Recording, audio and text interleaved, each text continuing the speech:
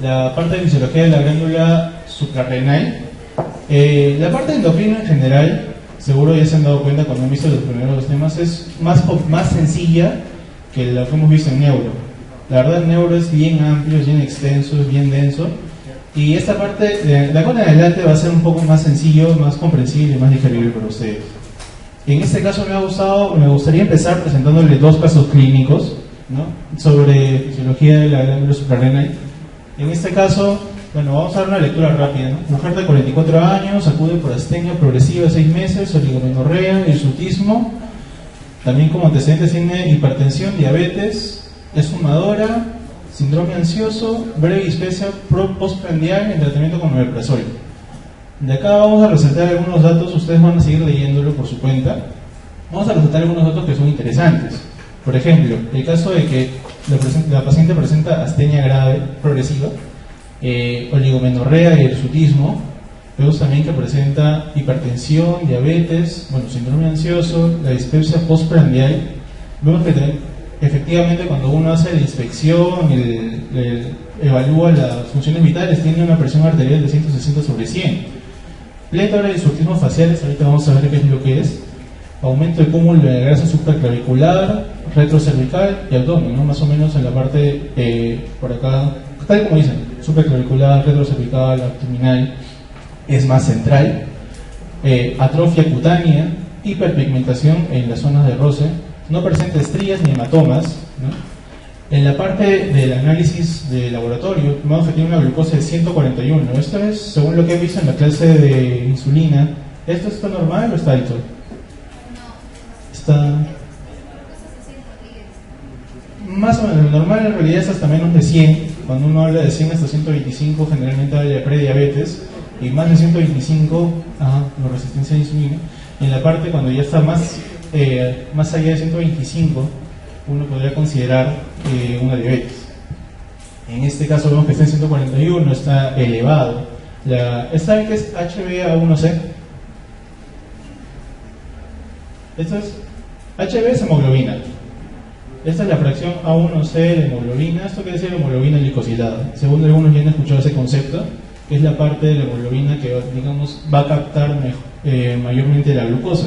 Esto nos va a dar índices de cómo ha estado la glucosa a lo largo del tiempo, durante un plazo aproximado de 3 meses, que es la vida media de un eritrocito. Vemos que también la TSH está baja, los demás valores están, digamos, alterados, no tan alterados. Lo que sí está acá alto es el cortisol. Vemos que está, digamos, 5 microgramos por encima del valor de referencia. Entonces acá podremos recalcar que tiene una hipertensión, tiene plétora facial, plétora y hirsutismo facial, aumento de cúmulo de grasa central, supraclavicular, retrocervical, abdomen, atrofia cutánea e hiperpigmentación en las zonas de roce. Aparte de eso, vemos que tiene cortisol elevado.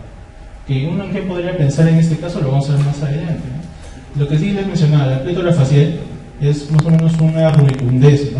Y también el hirsutismo, creo que acá no se ve muy bien, pero sí, acá el paciente tiene vello facial aumentado, ¿no?, para lo que sería esa edad. Acá el aumento de la grasa retrocervical, supraclavicular y central, ¿no? En este caso tampoco se observan las estrías. ¿Alguien tiene alguna idea de qué sería el diagnóstico en este caso? Claro, un síndrome de Cushing. Vamos por el siguiente caso. Un varón de 47 años de edad quien acude a consultorio de dermatología por hiperpigmentación. Bueno, tengamos este caso de este dato de hiperpigmentación. Voy a resaltar lo que me pareció más importante para ver acá. Hiperpigmentación de piel y mucosas. También vamos a ver que tiene crecimientos ganglionares, ha tenido como antecedente crecimientos ganglionares en cuello y axilas, que han tenido un drenaje al exterior con material gaseoso. El paciente niega haber tenido contacto cercano con tuberculosis. ¿Por qué mencionan eso? Porque generalmente cuando uno ve este tipo de crecimiento ganglionar con drenaje al exterior, generalmente puede pensar en tuberculosis. También se menciona que hay una alteración en la piel, en la cual va a haber una hiperpigmentación a nivel de cabeza, tronco y extremidades. Las cicatrices son evidentes, por lo que se mencionaba en el antecedente.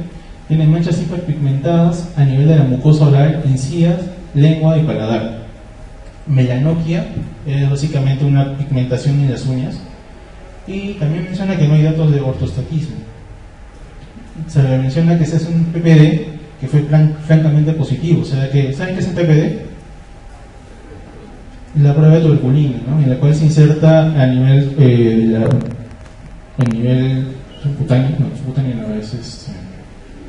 a nivel dérmico, a nivel de la epidermis, se inoculan las proteínas de la bacteria, de la tuberculosis. Entonces, por reacción retardada, se hace un halo. Ese halo va creciendo de acuerdo a la actividad que tiene tu cuerpo contra esta bacteria, que sería el Mycobacterium tuberculosis. Cuando es francamente positivo, la persona tiene sus defensas bien activas, digamos, en este caso. Se hacen exámenes de laboratorio, tiene cortisol sérico de 3.4 microgramos. Según los valores normales del laboratorio está muy bajo. También se menciona que en la radiografía no había alteraciones, y en la tomografía abdominal se menciona que hay un aumento de tamaño y una infiltración granulomatosa y calcificación focal de ambas glándulas suprarrenales. ¿Eso qué quiere decir? Ahorita les voy a mencionar.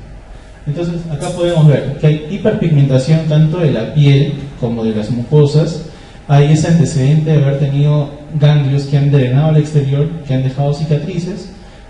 También hay pigmentación de las uñas y tiene un PPD positivo. A su vez, en las imágenes se ve que las glándulas suprarrenales están aumentadas de tamaño y tienen calcificaciones. Entonces uno pensaría de repente, a ver, esto parece tuberculosis, esto me puede decir que es tuberculosis. Bueno, la radiografía no me dice que haya tenido tuberculosis, pero la tomografía me da un dato de que hay calcificaciones y hay infiltración granulomatosa. Esto lo van a ver cuando lleguen en patología, pero básicamente, ¿qué me va a decir? Que esto puede ser una tuberculosis de las glándulas suprarrenales. Acá vemos la hiperpigmentación a nivel de la lengua, manchas más oscuritas a nivel palmar, en las encías también hay hiperpigmentación. Y acá lo que les mencionaba, acá,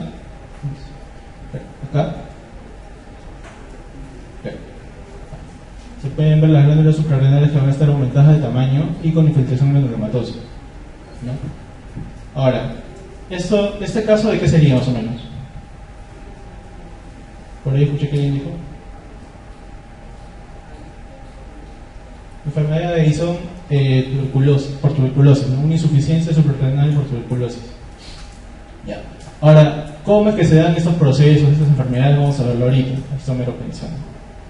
Primero hay que hablar de la glándula suprarrenal. Su mismo nombre te va a decir dónde está ubicada la glándula suprarrenal. Supra, por encima de renal, los riñones. Acá vemos la parte retroperitoneal, en la cual van a estar ubicados los grandes vasos, que sería la aorta abdominal, la vena cava abdominal, los riñones, los uréteres y las glándulas suprarrenales, que van a estar justamente por encima de ellos. Tienen una forma más o menos piramidal, como lo vemos acá, y lo seccionamos. Al seccionarlo, nosotros vamos a ver que tiene dos partes, que lo vamos a esquematizar acá. Acá vemos que va a tener, le he puesto distintos colores para que se pueda ser más esquemático. En este caso vemos que la parte interna va a ser la médula, que la hemos visto la semana pasada en la parte del sistema nervioso autónomo, ¿se acuerdan? La parte de la médula y la parte de la corteza. En este caso, por el esquema, vemos que tiene 1, 2 y 3 capas. Entonces, la glándula suprarrenal va a estar en la parte retroperitoneal, por encima de los riñones. Va a tener dos partes, que sería la parte de la médula y la parte de la corteza. Pero, ¿por qué le puse que tenía 3 capitas? Porque efectivamente tiene 3 capas. Vamos a verlo acá, hacemos un corte y lo vamos a esquematizar acá. La capa más externa, que la vamos a ver acá según este esquema histológico, sería la zona glomerulosa. La zona glomerulosa.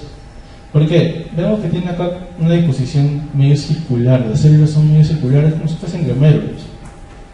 La zona fascicular vemos que son más como en columnas, como en fascículos. Y la última sería la zona reticular, muy bien, por ahí como lo dijeron. Esto último sería la médula, pero para esta parte endocrina no vamos a mencionar mucho de ello. Ahora, ¿quiénes más participan en todo este rollo, este tema de lo que sería la regulación de las hormonas suprarrenales? El hipotálamo y la hipófisis, que lo han visto en la primera teoría de hoy día. Ustedes se acuerdan cuáles eran estos núcleos, ¿verdad? El neuro. ¿Estos núcleos de qué zona eran? Ya, supraquiasmático, la de acá.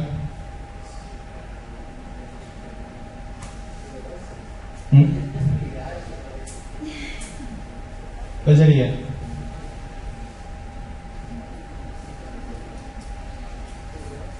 Claro, tuberosa. Y la supranobilaris. Acá en la parte supraquiasmática, la zona supraquiasmática, existe un núcleo que se llama el núcleo paraventricular. De la zona anterior van a salir neuronas. Esas neuronas van a dar sus ramificaciones a la irrigación de la hipófisis. No va a ir directamente hacia la hipófisis como lo hacen las células, las neuronas que van a dar hacia la neurohipófisis, sino simplemente van a llegar hasta el infundíbulo, ¿no? Hasta el tallo de la hipófisis, van a dar sus neurotransmisores, por así decirlo, las hormonas que van a secretar, que va a llegar acá al sistema porto-hipoficiario. Este sistema porto-hipoficiario va a llegar a la hipófisis y las células de la hipófisis van a producir las hormonas. ¿Qué hormona va a liberar el hipotálamo? La CRH. ¿Qué significa CRH? Hormona. Ya, está en inglés. Es hormona liberadora, releaser, de corticotropinas. Hormona liberadora de corticotropinas. ¿Esto libera cortisol? No. Corticotropinas es diferente de cortisol. Porque las corticotropinas las va a secretar la hipófisis. La ACTH, hormona adenocorticotropina. Ajá, muy bien. La hormona que va a estimular a la corteza adrenal. Básicamente así. Entonces, del hipotálamo va a salir la neurona que va a inervar, por así decirlo, la parte del sistema porta de la hipófisis, va a secretar CRH, la hormona liberadora de corticotropinas, va a llegar a la hipófisis y esta hipófisis lo que va a hacer es liberar, como dice la CRH, la corticotropina, que sería la ACTH. La ACTH va a ir por tu sangre, sale la corticotropina, va por tu sangre, por todo este sistema venoso, va por todo tu cuerpo y va a llegar hasta tus adrenales. Pero antes de eso, en la hipófisis, ustedes saben que cuando llega una hormona a la célula diana, a la célula blanco, se realiza todo un proceso que se va a manifestar como una transcripción genética, ¿verdad? Básicamente, para producir proteínas, todo tiene que llegar en el núcleo se transcriben proteínas que en el sistema retículo endoplasmático se va a procesar en proteínas más elaboradas, más simples, que después van a ir por tu cuerpo. En este caso, cuando del hipotálamo hacia la hipófisis llega la CRH, esta CRH en las células de la hipófisis que van a secretar la ACTH va a estimular la producción de una proteína que es bien grande y compleja, que va a ser esta que vamos a ver acá arriba, que es la pro-opiomelanocortina. ¿Sí? Pro-opiomelanocortina. Este es un precursor hormonal. ¿Por qué? A ver, si yo les digo pro-opiomelanocortina, más o menos de cuántos productos estaríamos hablando. Pro es básicamente su nombre, que es antes de. Opio, un opiáceo. Melano, bueno, melano también me da como que me lleva a pensar que tiene algo, ¿no? Melano, melanocitos. Y la cortina, de cortisol. Ah, bueno, esto también secreta CTH, ¿no? Entonces vamos a ver, si nosotros extrapolamos el nombre pro-opiomelanocortina, básicamente tendríamos tres productos. Un opiáceo, algo que va a estimular a los melanocitos, y algo que va a estimular la corteza y la glándula suprarrenal. En este caso vamos a ver que se segmenta, se eliminan partes de la proteína y vamos a ver que una parte va a acabar siendo, acá ustedes pueden ver que dice MSH, que es la hormona estimulante de melanocitos, que vamos a tener tres tipos, la beta, la alfa y la gamma. Y ustedes mismos por el nombre pueden decir, ¿qué significa hormona estimulante de melanocitos? Que va a estimular a los melanocitos. Exacto. Entonces, ¿los melanocitos qué hacen? Claro, le dan la pigmentación a la piel. Entonces, cuando yo estimulo esto, una producción de propio melanocortina, va a haber una mayor producción de estos tres factores, ¿no?, que van a inducir a la pigmentación de la piel. Y ahí tenemos un concepto. Una parte también va a ser ACTH, antes de ser la alfa hormona estimulante de melanocitos alfa. la ACTH misma, antes de fragmentarse, también tiene acción, que esta sí es la que va a salir y va a tener su acción a nivel de la corteza suprarrenal. Acá también podemos verlo de manera esquemática, ¿no?, con todos sus factores y sus nombres que van a estar acá. Pero lo que me interesa es esto. Vemos acá el gen propio melanocortina, el precursor, la prohormona, la hormona estimulante de melanocitos gamma, la ACTH, la beta-lipotropina, y de acá, de la beta-lipotropina, que vamos a tenerla por acá, va a dar una endorfina. Y las endorfinas van a disminuir el dolor a nivel central, ¿no? Eso ya lo hemos visto un poco en la parte de dolor. Ya. Ahora, esto es importante porque va a servir un poco para la parte fisiopatológica de lo que sería la desregulación a nivel de las hormonas suprarrenales. Ahora, una vez que llega la ACTH a su corteza suprarrenal, esta corteza suprarrenal va a producir hormonas esteroideas. La ACTH llega a la corteza suprarrenal, a sus 3 capas, ¿y qué es lo que va a hacer? Va a haber toda esta composición, esta producción, ¿no?, de productos, en vez de redundancia, derivados de esteroides. ¿Esto qué me quiere decir? ¿Alguien sabe qué es esta molécula de acá?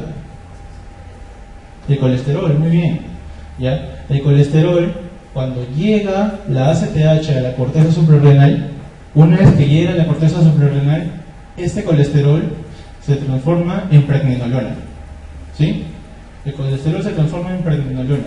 Y la pregnenolona, que va a estar presente en las 3 capas, cada capa, cada grupo celular, tiene distintas hormonas que van a llevar a que se produzca, vaya la redundancia, un producto en específico.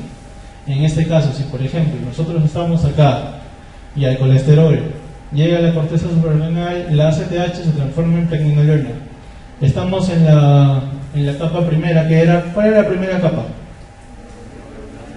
Glomerulada. Llega la glomerulada, por todas las hormonas que tiene, se convierte en progesterona, de hidrocorticosterona, corticosterona y llega a la aldosterona. Entonces, como la zona glomerulada tiene solamente este grupo de hormonas, el producto final, una vez que llega a la ACTH, va a ser la aldosterona. ¿Sí? En cambio, llega también la ACTH, pero no solo va a estimular a la zona glomerulada, sino también va a estimular a la segunda, que es fasciculada. Y en la fasciculada, ¿qué tenemos? Vemos que llega la pregnenolona. Después hay toda una transformación con hidrocortisona, cortisona, y acaba siendo cortisol.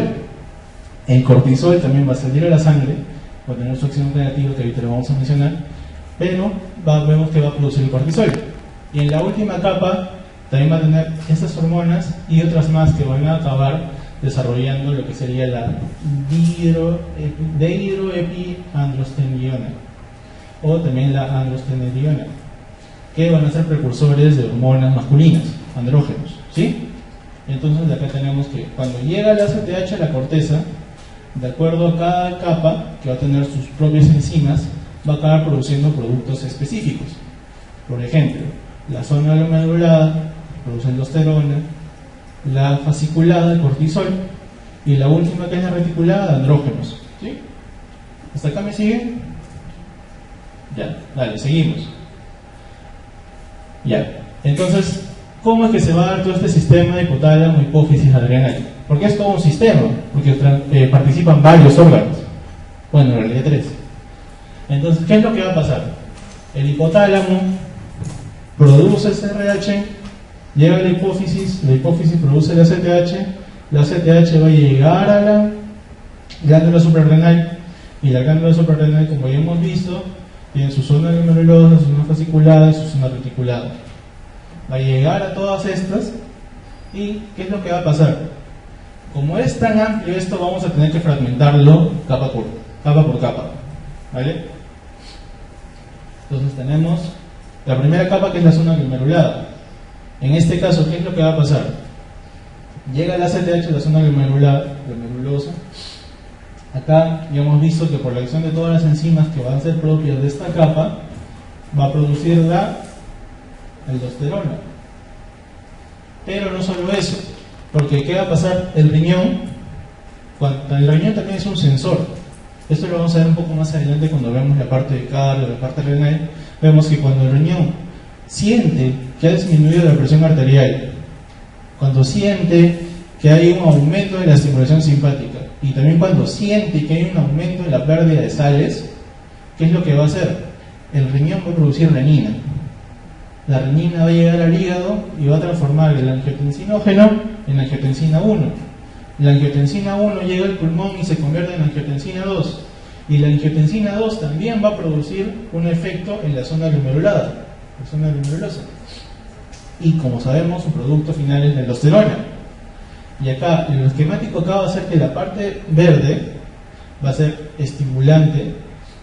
Bueno, en este caso acá tendría que tener dos colores, pero a su vez la parte roja nos va a mencionar que va a frenar la producción.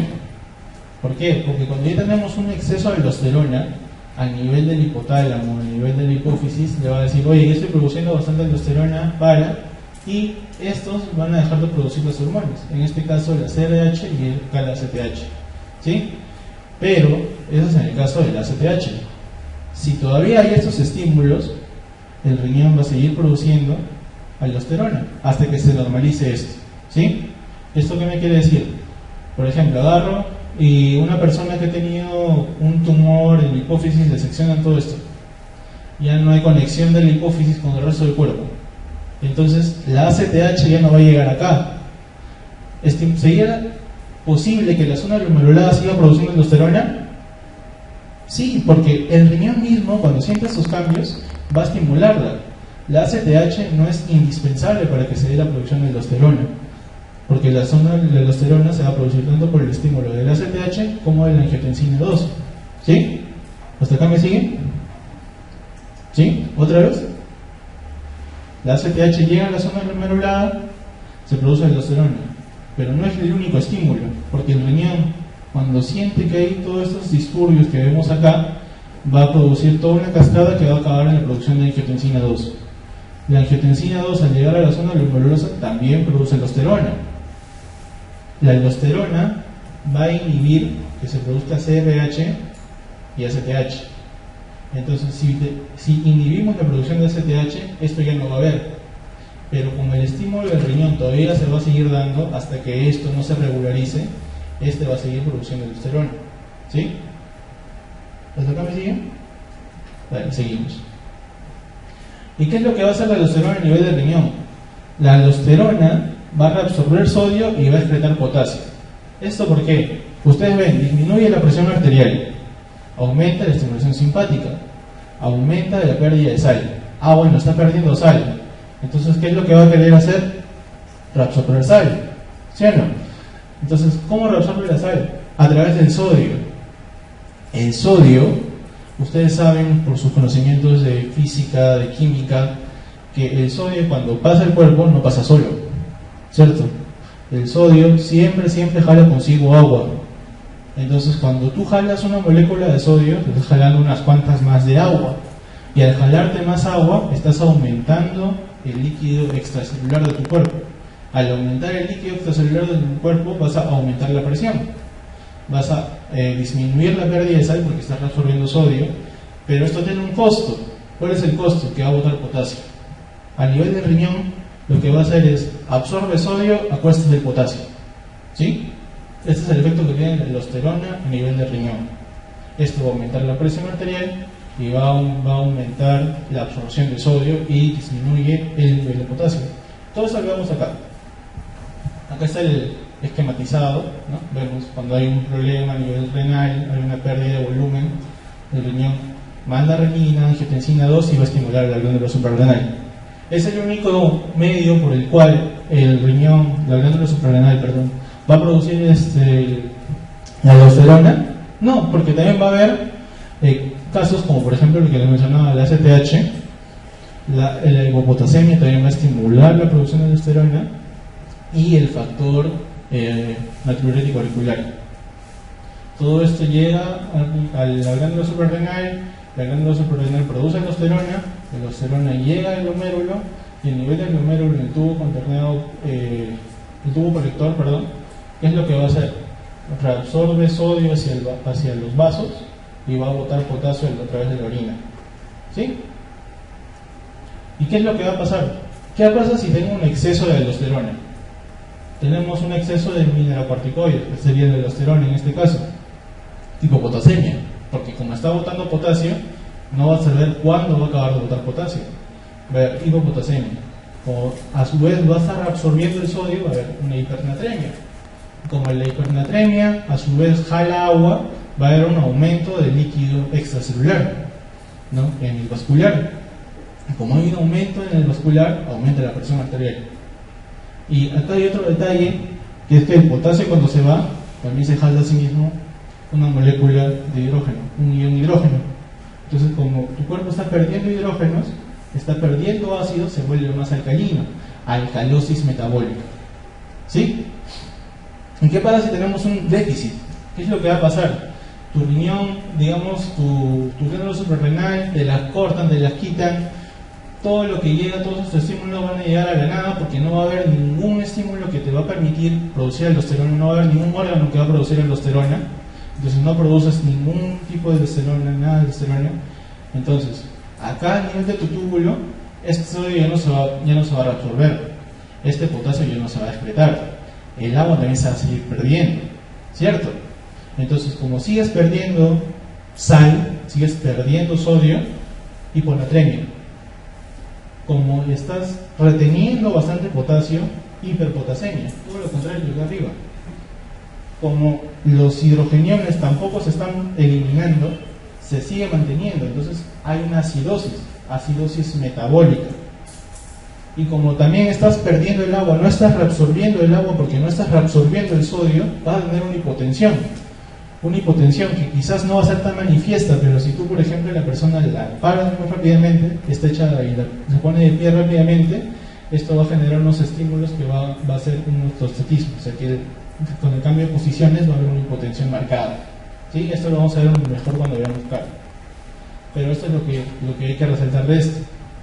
¿Por qué? ¿Ustedes dónde creen que se va a dar el caso de, por ejemplo, el segundo caso que vimos que era de TBC suprarrenal?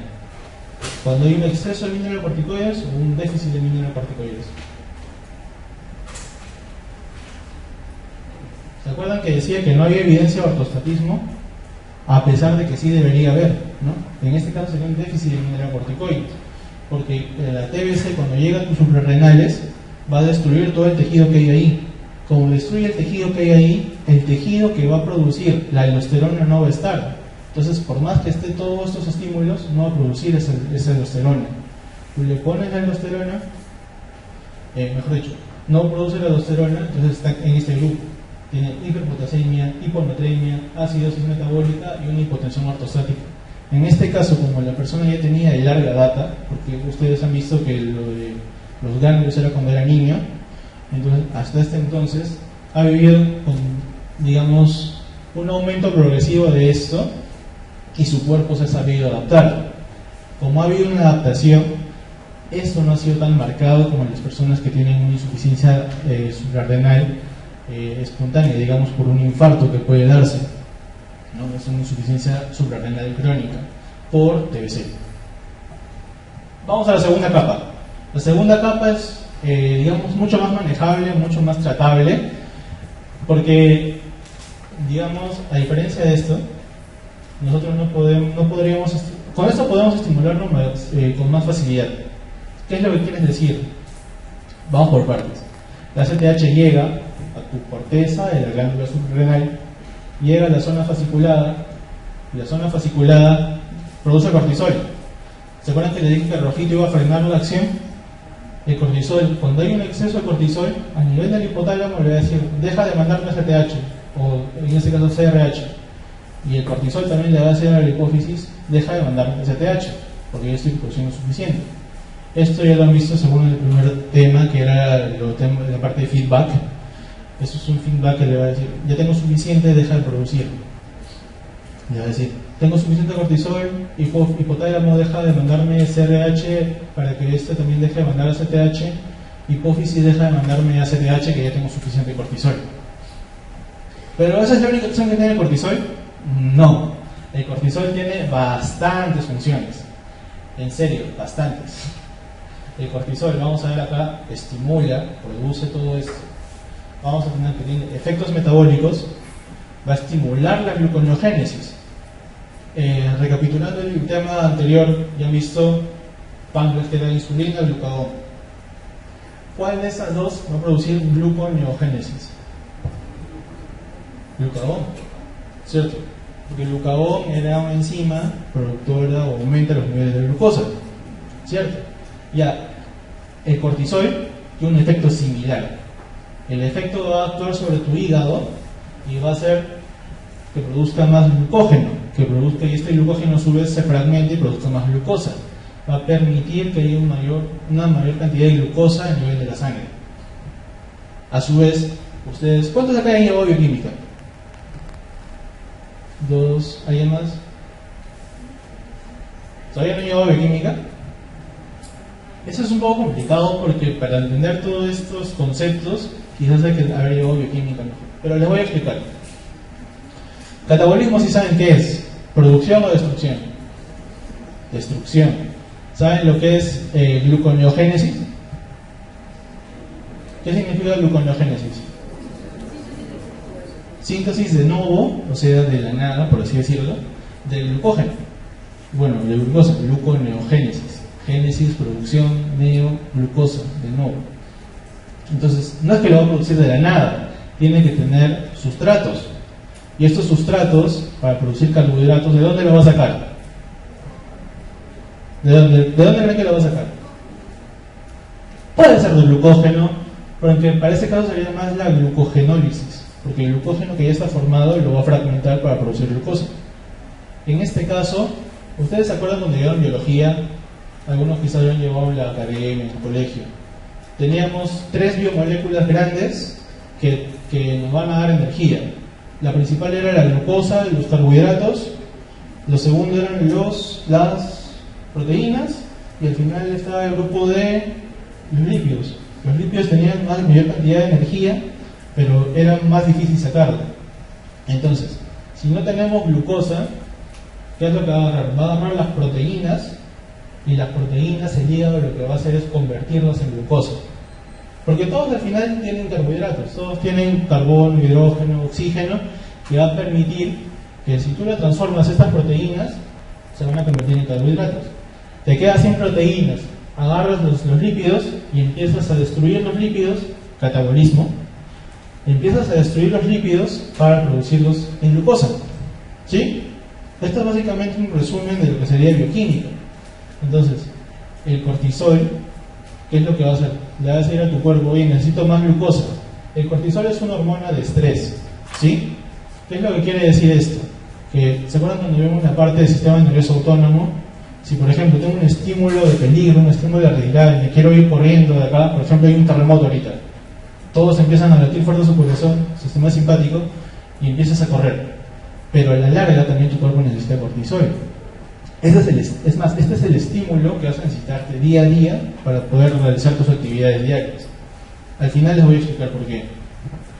Entonces, como el cortisol es una hormona de estrés, va a necesitar mucha glucosa. Va a necesitar glucosa. Estimula la gluconeogénesis. ¿Sí? ¿De dónde va a estimular la producción de glucosa? Destruyendo proteínas. Catabolismo proteico. ¿Y de dónde más? Va a destruir las grasas. Lipólisis. ¿Sí? Inhibe la captación de glucosa estimulado por la insulina.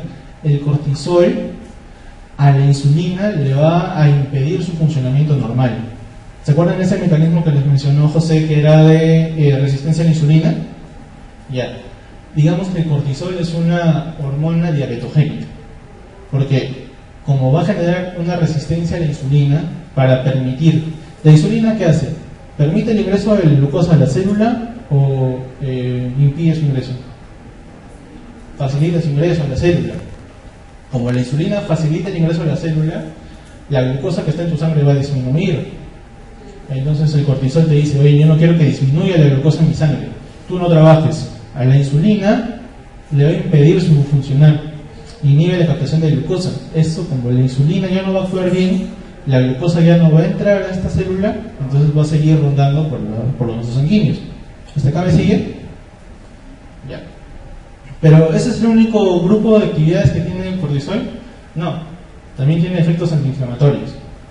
vemos que inhibe la producción de metabolitos del ácido araquidónico. ¿Alguien sabe para qué sirve el ácido araquidónico? Bueno, el ácido araquidónico es un grupo de lípidos, por así de carbohidratos, de cadena larga que cuando se transforman van a dar productos proinflamatorios y antiinflamatorios. Como va a inhibir la parte de antiinflamatorios, justamente no va a tener inflamación. Como va a inhibir los antiinflamatorios, la inflamación se va a seguir dando, se va a seguir dando, se va a seguir dando. Y el factor activador plaquetas que también entra en este grupo de antiinflamatorios. Entonces, el cortisol, básicamente, si se quiere decir, va a inhibir tus defensas. Como no va a permitir esta inflamación, también hay otros factores que van a hacer, por ejemplo, la reacción de linfocitos T, disminuye la producción de interleuquinas. Como va todas las proteínas, básicamente todos los aminoácidos van a ir para producir glucosa, estas interleuquinas tampoco se van a poder producir, ¿no? Como no se producen interleuquinas, que van a ser los comunicadores celulares de las células inmunitarias para producir la respuesta inmunitaria, no se va a dar. Entonces va a haber una inmunosupresión. También va a haber un aumento inicial de anticuerpos al inicio, pero después este número va a disminuir. Catabolismo proteico, porque las inmunoglobulinas también son proteínas, ¿no? Y también vascular, ¿qué es lo que va a hacer? El cortisol a nivel del músculo liso vascular va a permitir un aumento de la presión o va a facilitar la acción de la noradrenalina. Esto quiere decir, la noradrenalina, ¿se acuerdan que les mencioné la semana pasada que tenía acción a nivel del músculo liso vascular? La noradrenalina podría ser tanto vasoconstrictor como vasodilatador, pero principalmente vasoconstrictor, ¿verdad? Para que aumente la presión. Esta función, esta acción, se va a ver facilitada por el cortisol. Entonces, cuando nosotros no tenemos suficiente cortisol, esa constricción que va a poder hacer la noradrenalina a través de tu músculo liso vascular no se va a dar. Entonces también la presión no va a poder subir de manera eficiente. Por esta parte, cuando hay un déficit también de cortisol, también va a haber una hipotensión. ¿Sí? Hasta acá vamos explicando parte de la fisiopatología de las enfermedades que vimos al inicio. Pero resumido, acá está. Cuando hay un exceso de glucocorticoides, ¿qué es lo que va a haber? Atrofia muscular y adelgazamiento de la piel. La atrofia muscular, ¿por qué? Primero, ¿saben qué es atrofia? ¿Qué es atrofia? ¿Alguien que lo diga? Claro, básicamente es una reducción en tamaño del volumen, básicamente. En este caso, el músculo cuando se atrofia disminuye de tamaño. La atrofia muscular, ¿por qué creen que se va a dar esto? Catabolismo proteico. Muy bien. El catabolismo proteico va a haber destrucción de las proteínas que va a estar en las fibras musculares. Como va a haber destrucción de las fibras musculares, el músculo se va a adelgazar. Y en la piel, ¿por qué se adelgazará la piel? ¿La piel no tiene proteínas? También tiene proteínas. Por eso en la piel hay una atrofia a nivel de la piel, a nivel dérmico y epidérmico. Hay una reabsorción ósea porque otro mecanismo que va a tener el cortisol es facilitar el recambio de calcio a nivel del hueso, pero como va a haber exceso, va a haber un desbalance a nivel óseo, entonces va a haber una mayor pérdida de calcio a través de la sangre que se va a excretar por la orina. Toda esta desregulación también está en este esquema que les dejo por acá. Acumulación de la grasa en forma centrípeta. Lo que les mencionaba de la lipólisis, va a haber una lipólisis, pero principalmente distal, que va a ser, digamos, una centrífuga. Y va a haber un acúmulo, por así decirlo, como es lo último que se va a quemar en última instancia, el acúmulo va a ser central. Lo vemos acá. Acúmulo de grasa en forma centrípeta. Centrípeta, donde supraclavicular, retrosacral, abdominal. ¿Y qué es lo que va a pasar acá? A ver, bueno, después volvemos acá. Retención renal de sodio y pérdida de potasio. ¿Esto se les hace conocido? Lo hemos visto hace como 10 minutos. Claro, similar a la aldosterona. La aldosterona, ¿qué es lo que hacía? Retenía sodio y pérdida de potasio. Entonces, ¿qué? ¿El cortisol también tiene acción como la aldosterona? Cuando es en exceso, sí. ¿Por qué? Porque el cortisol, una vez que llega al riñón, se metaboliza. El riñón va a metabolizar este cortisol y lo va a convertir en cortisona. La cortisona no va a tener ese efecto de mineralocorticoide, pero cuando hay exceso, estas enzimas que van a convertir el cortisol en cortisona se van a saturar. Entonces, como se satura, ese cortisol va a tener acción a nivel del túbulo contorneo distal, del túbulo colector, y va a tener la acción de la aldosterona. Por eso las personas que tienen insuficiencia suprarrenal, como la enfermedad de Addison, se les administra corticoides, porque los corticoides en una determinada concentración van a cumplir la función de la aldosterona. ¿Sí? Esto es por eso que les mencionaba en exceso.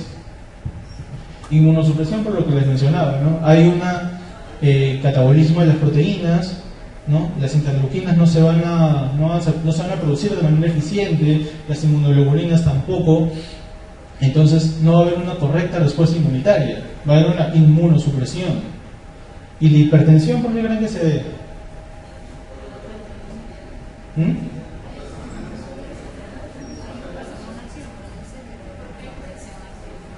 Claro, también lo que les mencionaba acá, ¿no?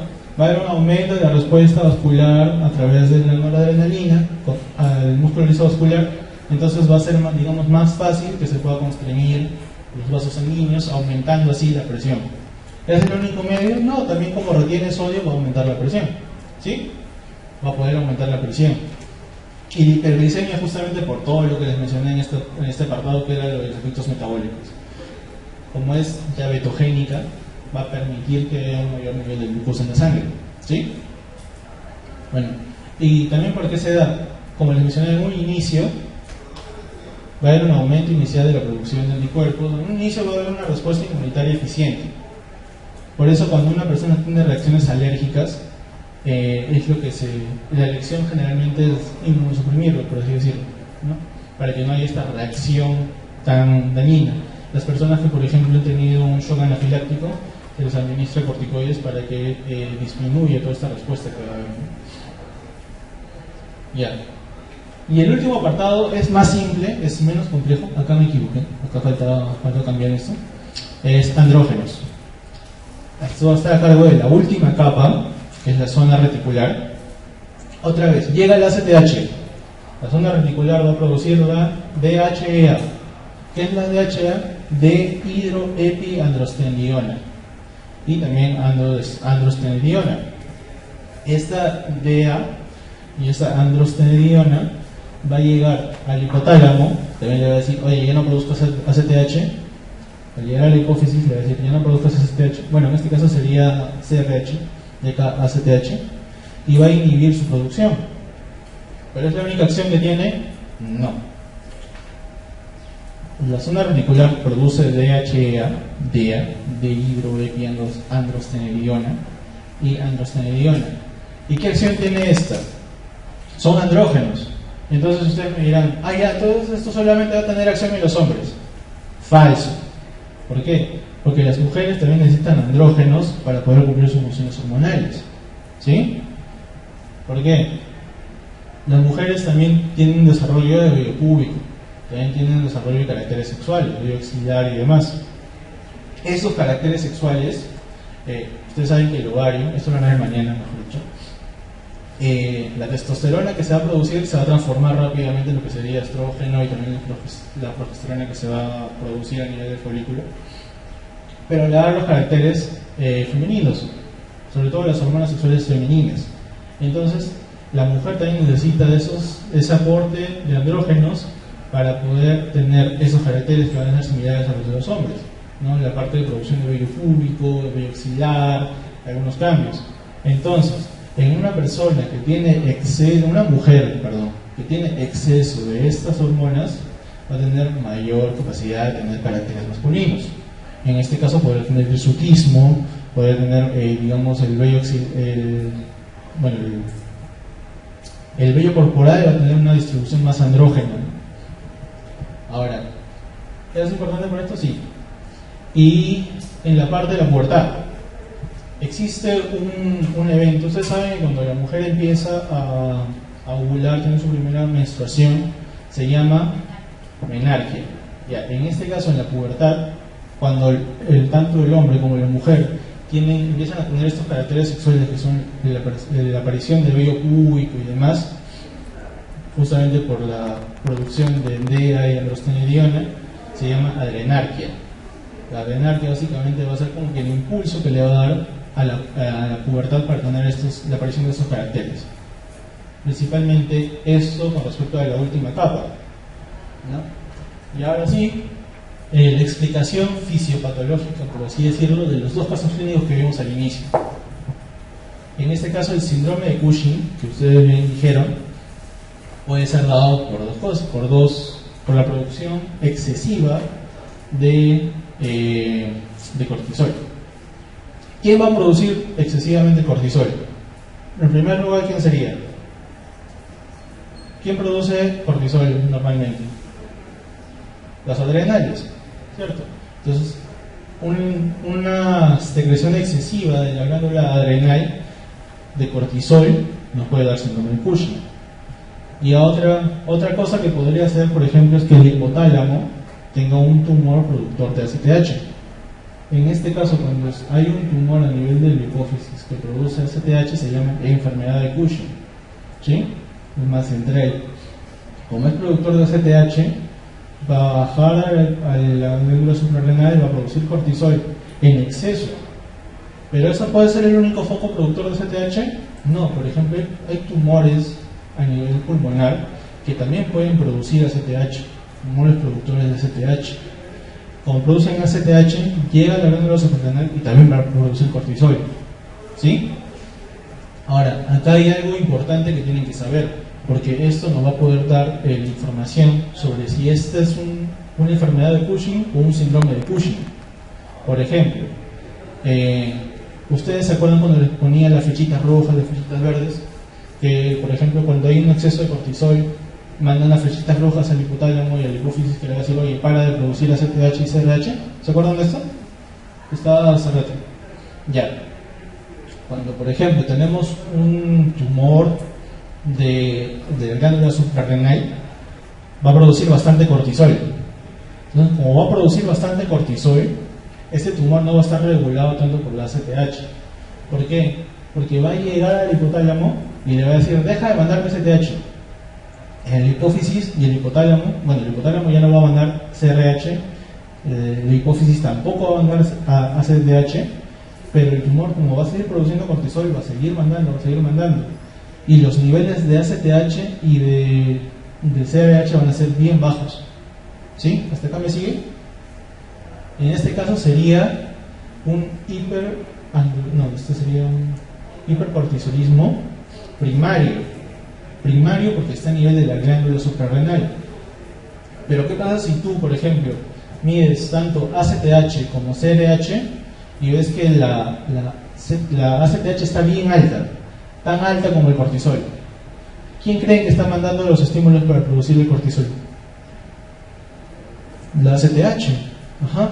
Claro, porque ustedes estudian esa glándula suprarrenal y dicen, ok, no hay acá ningún tumor. Se van a la hipófisis y ven que tienen un tumor, que puede ser chiquito, ni siquiera lo ven. Pero la ACTH va a estar alta, bien alta, porque está hiperfuncionando.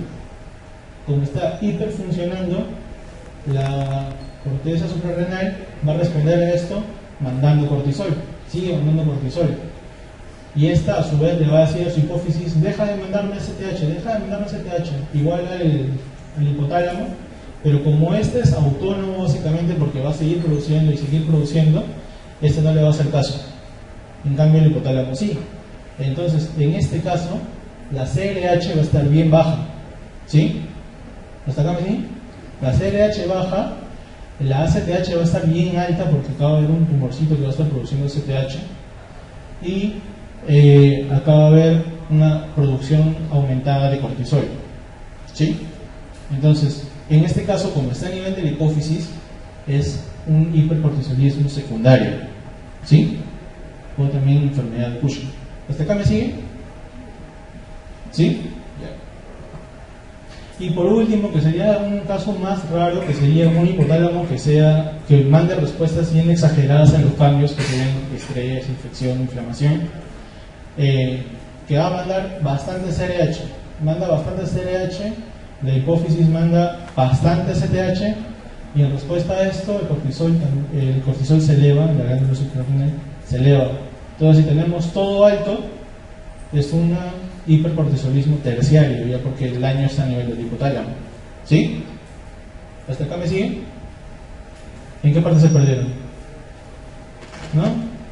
Y a ver, entonces si yo les digo que tenemos una persona que tiene ACTH alta, cortisol alto y CRH bajo, ¿dónde está el problema?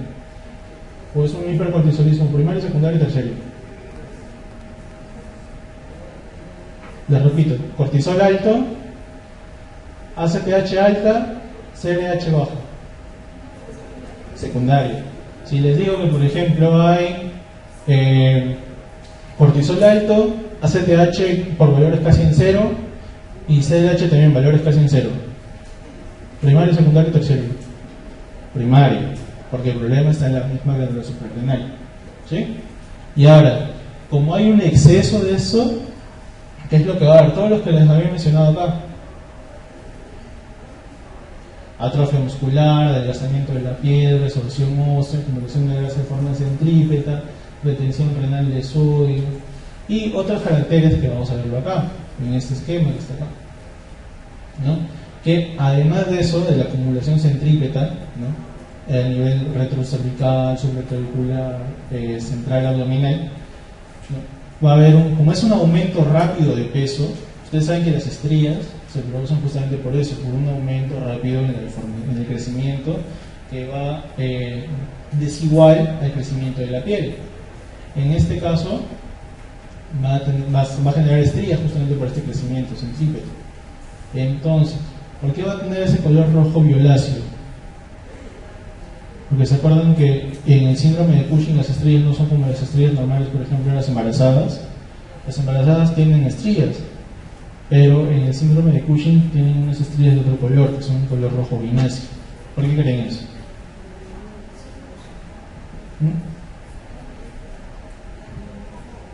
Bueno, hay una atrofia de la piel, ¿sí? Aparte de eso, los fibroblastos no van a actuar de manera eficiente. Como no van a actuar de una manera eficiente, digamos que la parte de los rompimientos vasculares van a generar, por así decirlo, microhemorragias, y debido a la atrofia de la piel va a ser mucho más evidente a nivel de estas estrías, ¿sí? Por eso que más o menos va a tener esta coloración medio violácea. Asimismo, las personas en síndrome de Cushing tienden a tener justamente esta flexibilidad vascular, entonces tienden a tener más moretones, por así decirlo, ¿no? Justamente como hay un desbalance en la resorción ósea, también va a tener una tendencia a la osteoporosis, a fracturas, va a ser una atrofia también de miembros, tanto superiores como inferiores. Y bueno, el signo que se conoce ahora cuando hay una acumulación retrocervical es el signo de la joroba de búfalo, a su vez una hipertensión, hiperglicemia, ¿no? Y por otra parte, al otro lado, vamos a ver el segundo caso, que es de la enfermedad de Addison o insuficiencia suprarrenal secundaria. Ahora, ¿cómo se va a manifestar? Pigmentación de las mucosas orales. ¿Por qué creen que se va a dar esta pigmentación de las mucosas? Vamos a tener que hacer el mismo ejercicio que hicimos acá, pero a la inversa. ¿Por qué? Porque nosotros hay que transportar este esquema para el otro lado. Entonces vámonos a... ¿Qué pasa si, por ejemplo, tenemos una glándula suprarrenal que no va a enviar los estímulos, bueno, no va a enviar la aldosterona suficiente, no va a enviar el cortisol suficiente? En la hipófisis va a decir, oye, trabaja, y le va a enviar bastante CTH. El hipotálamo, al ver que no hay suficiente cortisol, también le va a decir, oye, trabaja, y le va a enviar bastante CTH, para que este también le mande ACTH. Entonces, va a haber un aumento de CRH, va a haber un aumento de ACTH, pero el cortisol, el aldosterona, todo esto va a estar por los suelos, ¿sí? Va a estar por los suelos. Del mismo modo, si por ejemplo tu hipófisis no está funcionando, va a haber como no le está mandando lo suficiente ACTH a tu glándula suprarrenal, el arriba, el hipotálamo, le va a decir, oye, trabaja, y le va a enviar bastante CRH, y le va a decir, no quiero. Entonces, como no le está enviando CTH, ese tampoco va a producir suficiente cortisol. Entonces, como el de acá también sigue sintiendo que no hay suficiente cortisol, le va a enviar bastante cortisol, CRH. Entonces, en este caso, cuando la hipófisis está hipofuncionante, hay un aumento de CRH, el ACTH está bajo y el cortisol también está bajo. Si fuese, por ejemplo, solamente que la glándula suprarrenal no funciona, como el caso que vimos, que tenía toda esa parte destruida, ¿qué es lo que va a haber? Va a haber cortisol casi en cero, la ACTH súper alta y la CRH también súper alta. ¿Sí? Esto lo vamos a ver acá. Entonces, ¿ustedes se acuerdan cuando les mencioné que llegaba la CRH a la hipófisis? Se producía un péptido, una prohormona. ¿Cómo se llamaba la prohormona? Pro-opio-melanocortina. Pro-opio-melanocortina. Vamos a quedarnos con los últimos dos. Melanocortina. Va a producir ACTH. Va a producir bastante ACTH. Ya. Y la melano, va a haber un aumento de la hormona estimulante de melanocitos. Alfa, beta, gamma, cualquiera. Sobre todo la alfa. Entonces va a haber un aumento de esta producción. Entonces, como hay un aumento de la estimulación de los melanocitos van a estar hiperactivos, se van a hiperpigmentar, tanto a nivel de mucosas, a nivel de piel y demás, como lo vemos acá, como hemos visto en el caso clínico también, justamente porque la hipófisis está hiperfuncionante porque la corteza suprarrenal no está respondiendo a lo que debería. ¿Sí? ¿Qué más? Hipotensión, justamente porque va a haber una pérdida de sodio y va a haber una hiperpotasemia también. Básicamente esto es lo principal que tendrían que saber. Y lo que sí les mencionaba era este cuadrito, que es del ritmo circadiano en las hormonas de la corteza suprarrenal. No estoy seguro si Redondo les dijo esto en su primer tema, pero las hormonas, para que tengan su función, tienen que tener una disposición a lo largo del día que va a ser pulsátil. ¿Esto qué quiere decir? Ustedes pueden ver acá que a las 12 más o menos de la noche está bien bajo. Una vez que llega a las 6 de la mañana empieza a subir, y otra vez baja en la noche. ¿Se acuerdan que les dije que el cortisol era una hormona de estrés? Cuando uno despierta, uno está expuesto a varios estímulos de estrés. La misma luz del día, el hecho de tener que despertar, justamente todo esto te genera un estrés interno, porque tu cuerpo que está descansando tiene que empezar a trabajar, tiene que empezar a tener todas sus funciones, y todo esto empieza justo cuando uno amanece, empieza a amanecer y se da este pico. Entonces, cuando uno quiere cumplir esta función, a las personas que se les administra corticoides porque no tienen una insuficiencia suprarrenal, se les da justamente en la mañana para emular este pulso. Tiene que haber un pulso en la mañana para que pueda darse. Y estos gráficos los vamos a ver a lo largo de todo este capítulo porque, como les mencionaba, las hormonas tienen que actuar de manera pulsátil. Si nosotros tenemos un estímulo continuo, tenemos una disregulación, que lo vamos a ver mañana en la parte de hormonas sexuales, ¿no? Eso sería todo respecto a los suprarrenales. ¿Alguna pregunta que tuvieran? ¿O algo que no se haya entendido? Bueno, si no es así, eso sería todo.